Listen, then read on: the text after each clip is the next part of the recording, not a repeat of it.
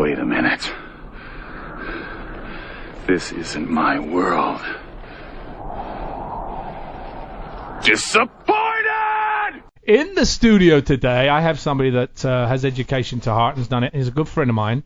I've known him for many years. Kevin Sorbo. He's born in Minnesota. Originally, he had the role Hercules originally, and Andromeda.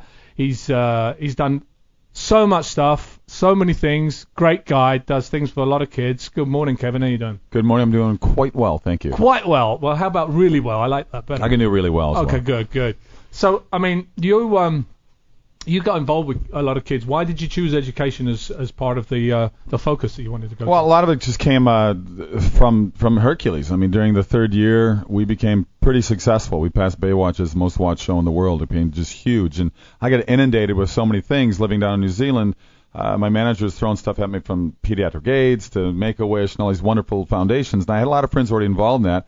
And I told my manager, I said, find me something that deals with kids that are basically healthy but living in unhealthy environments. Mm-hmm. And she said, well, how about an after-school program? I said, that sounds great. Let's work with something like that. Within weeks, she found one, and it was called LA Fit for Kids at the time. They were small. It was back in 97. They only had a few schools. We have grown since then. Now we have over 12 schools. We have over 12,000 students in LA Unified School District. The program it's a 3-hour program after school. The first hour is dealing with physical education because they're cutting all that stuff out. 9-year-old kids need to run around for an hour a day, and it's proven after an hour of exercise, the retention and attention levels spike. So next hour is dealing with what they have problems in school. We bring in a bunch of tutors, whether it's math, science, whatever it may be. We work with them. So you got LA County that has a 54% dropout rate, starting as low as 5th grade. And then you've got a World Fit for Kids, my program. We have a 98% graduation rate within that same group of kids that are able to be in our program. And they have a 67% higher GPA.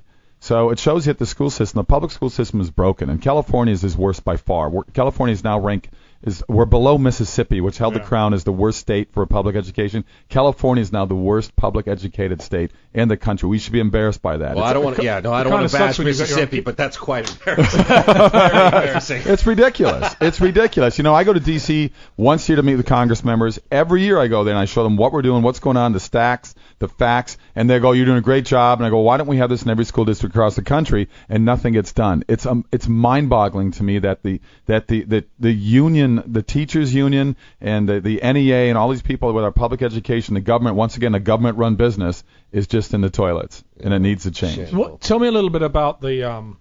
You said the kids that are within that Fit for Kids program.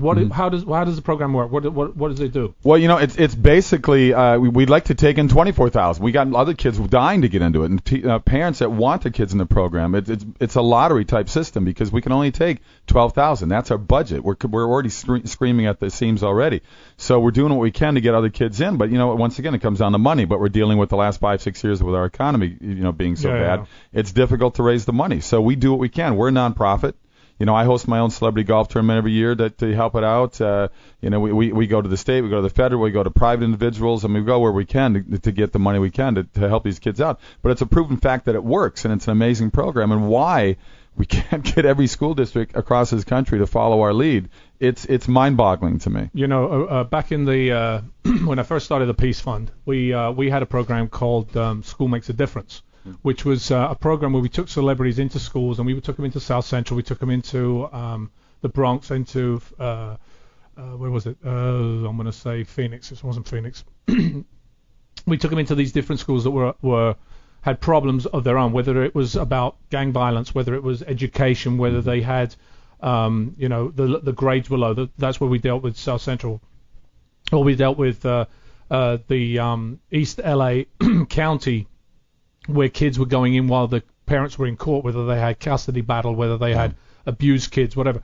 And the fact was that because people took some notice of them, because you had celebrities that went in there and helped them out and gave them some sort of advice or a push, their grades, their point of view of life changed. Sure. And it really does help. So I commend you for doing what you're doing. Well, they're looking for that glimmer of hope, that self-esteem, absolutely, that light at the end of the tunnel, because it's frustrating for them as well. And you made a great comment coming in this, talking about how an educated parent is far more likely to make sure that the kids get a proper education as well. Yeah. And there's a cycle that needs to be broken in this country, and I don't understand why we're dumbing down our kids. I mean, we homeschool. My wife decided to homeschool. She got tired of it. One of my boys, when he was in first grade, he's in third grade now. When he's in first grade, he finished first grade math. What the state requires for first grade, he finished it by November. It wasn't like extra pushing from us. But I'll just reinforce the fact that we teach to the lowest common denominator because we're worried about this political correct world where, kids will be offended if other. You know what? There are people smarter than me. There are people dumber than me. There are better athletes than me. There are people worse athletes than me. But that's not many, life. Not many. But I'm saying we're not. You can say we're all created equal. Yeah, there's a sperm and an egg. After that, we're on our own. So you have to do something with your life to get these kids to get motivated. And that's one of the things we do in the third hour of our session. We teach them healthy diets. We teach them preparation for whatever grade they're going to next. We teach them what's going to be like going to university or college, hopefully, and what the life is going to be like beyond that. And we teach them not to let other people. We try to teach them not let other people set their limitations. Not let just because you live in this environment, you can be what you want to be, and it's up to you. And, everything in life, if you want it, is hard to go after. I mean, you and I are actors. You didn't come out here and just get a I've got job. 20 films that show you that. But you just He's right. you just can't come out here and get a job. I tell people I'm a 13-year overnight success because I had a dream and I had a following, I had a passion and a belief in myself, and I kept pushing. And the most successful people I've met all told me that they failed in life many times before they had success. Yeah, that is so true. And we need to teach people, you know what? Look at failure as a positive thing.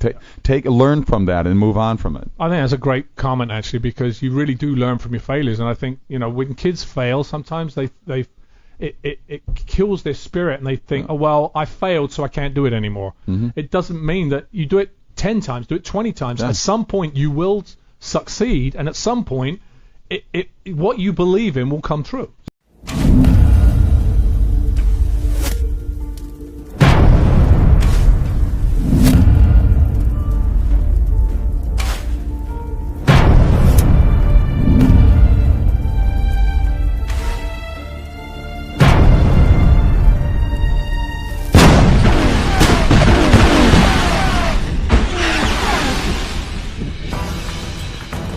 They were known as Lucifer and the Men with Painted Faces when they burned New Orleans to the ground.